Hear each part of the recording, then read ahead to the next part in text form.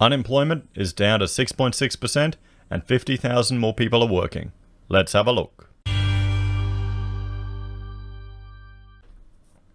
Hello everyone, Florian.Heise here and welcome to another episode of HeiseSays.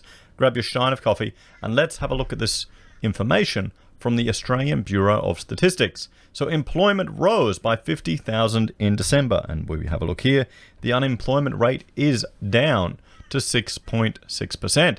So good news, 50,000 more people are working. So seasonally adjusted employment increased by 50,000 people between November and December 2020, according to the Australian Bureau of Statistics. The number of employed people in Australia was 88,000 lower in December compared to March, but was 784,000 higher than in May. So employment and hours worked. Bjorn Jarvis, head of labour statistics at the ABS, said this latest data showed that the broad recovery in the labour market had continued through to the end of the year. Employment finished the year 0.7% below the March level, having fallen 6.7% or 872,000 people between March and May. Although employment had recovered 90% from the fall from March to May, the recovery in part-time employment has outpaced full-time employment. While part-time employment was higher than March, full-time employment was 1.3% below March. Well, that's not really surprising. Businesses are going to slowly ramp up and bring their people back on board. How many of those are just doing part-time because that's all of the JobKeeper funding they're getting too? That's the other concern. The recovery in hours worked has been slower than the recovery in employment. Unemployment and participation. Seasonally adjusted unemployment decreased in December by 30,000 people. The unemployment rate decreased 0.2 percentage points to 6.6%. The participation rate, which represents the labour force as a proportion of the civilian population aged 15 and over, rose by a further 0.1 percentage points to a new high of 66.2%. That's good. You want people participating in the economy, in the workforce. You don't want them giving up hope. That's the thing. If we can get through this recession with a limited number of people suffering from unemployment scarring and then not falling into the trap of intergenerational unemployment, that's the best thing we can hope for. So I understand why the government is trying everything they can to get younger people working, chucking money at them. I know there are going to be some older workers who are saying it's unfair, it's discrimination, but that's the reality of the situation. Someone who's at 40, 50, if you have trouble finding work, that may be another 10, 20 years. Whereas if someone is 15 and they don't find work ever, that could be an entire lifetime of no work. The rise in the participation rate reflects a net increase of around 20,000 people in the labour force in December. There were 108,000 more people in the labour force than in March, 196,000 more unemployed people, and 88,000 fewer employed people, Mr. Jarvis said. The youth unemployment rate dropped 1.7 percentage points to 13.9% in December. Fantastic. And the youth participation rate fell 1.1% to 68.6%. Oh. Underutilization. The underemployment rate fell a further 0.8 percentage points in December to 8.5%, 5.2% below its recent peak in April of 0.3 percentage points below March. The underutilization rate, which combines the unemployment rate and underemployment rate, fell 1.1% to 15.1%, 5% below its peak in May. And let's have a look. What I'll do is I'll bring up the Roy Morgan unemployment data, and we'll compare that. They have a different methodology of measuring it to the ABS. The rule is you kind of take the ABS measure and you double it. And oh wait, do they have 2021 here? No, they don't. Oh wait, we're looking at December. So they're saying the unemployment rate is 12%. There you go. You kind of double it. And they've got, what's this one here? Unemployment and those looking for work. Unemployed and looking for work, they're saying it's 17% or 17.1%. So according to Roy Morgan, unemployment has gone up 0.1 to 12%. Sadly, that feels a little bit more accurate, doesn't it? I don't know about you, but 1 hour working during a survey period, is that going to be enough work? So the monthly change in key labor populations. So here's the employed people that fell, up. People not in the labor force. Now this is, the orange one is the one we want to worry about. Okay, that's going down, that's going down, that's going down, that's going down, and it's just still going down. That's the one, that's the worrying one, guys, is people who are not in the labor force.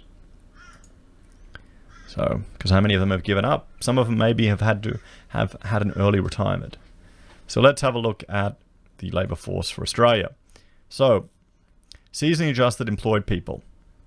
Yearly change, we're down 0.5, and for December, it's 12,910,800 people. So yearly change, 63,900 people are, well, less are employed. Unemployed people, the yearly change, and that's it, is up 32.1%. This is on the ABS figures. So nearly over a 30% increase in the number of unemployed people. The unemployment rate is 6.6. The underemployment rate, according to ABS, is at 8.5. Yearly change, 0.3. Participation rate is at 66.2. And the monthly hours worked in all jobs is down 1.5% over the year, and it was 1.75 million. And here we have the survey and response timetable. Okay, so I thought this would be interesting for people to see when they do the survey. So the December Labour Force survey was run in respect to the 2 weeks from Sunday the 29th of November to Saturday the 12th of December, and collected over the period from the 6th to Tuesday the 22nd of December. And we can see here, so here's the reference period, and then here is the time period they collected the data.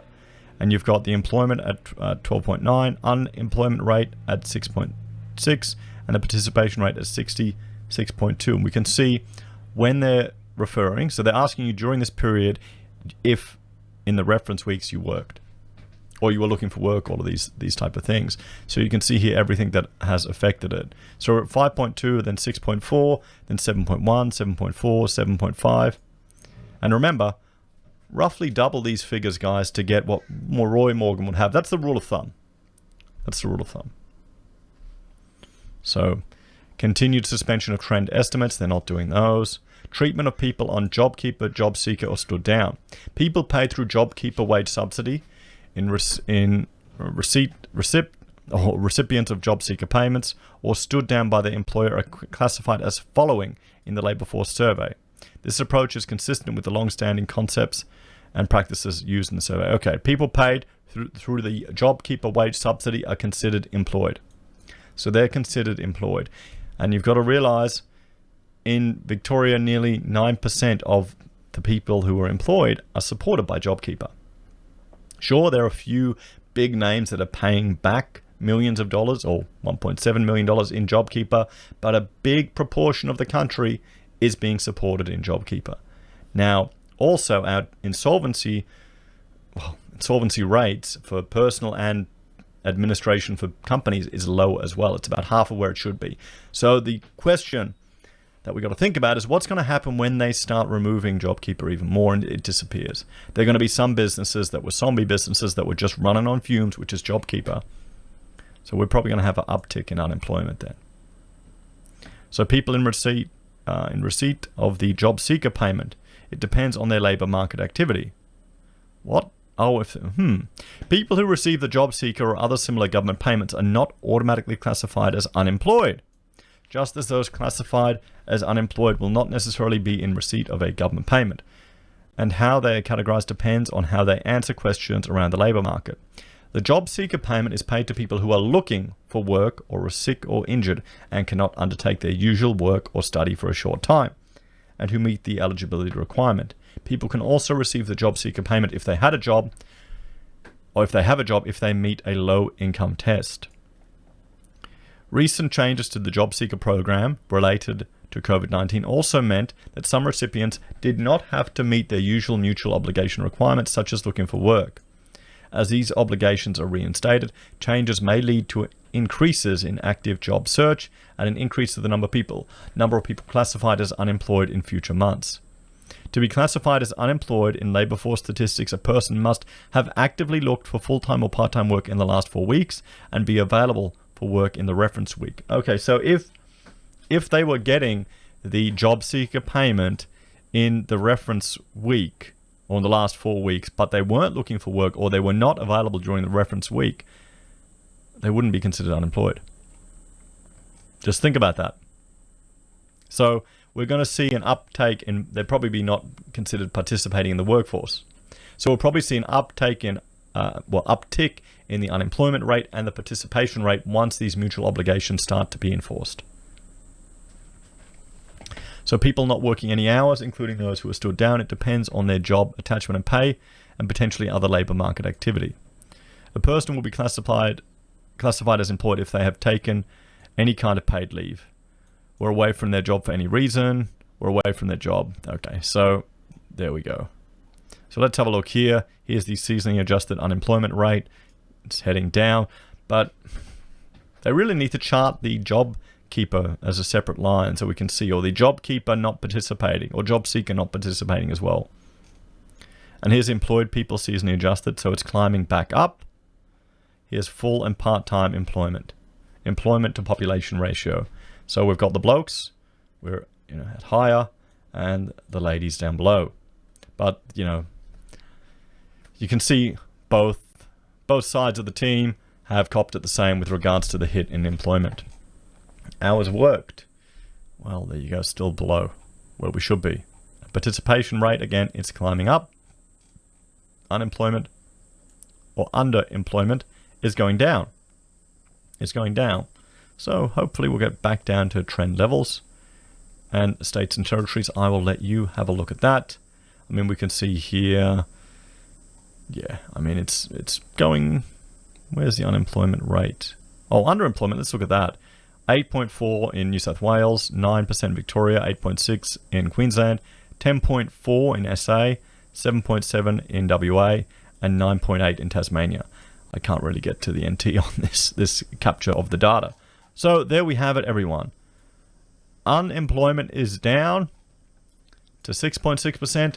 Good news, or is the reality of it more closely aligned with what Roy Morgan is telling us? That has gone up to 12%, still lower from its highs.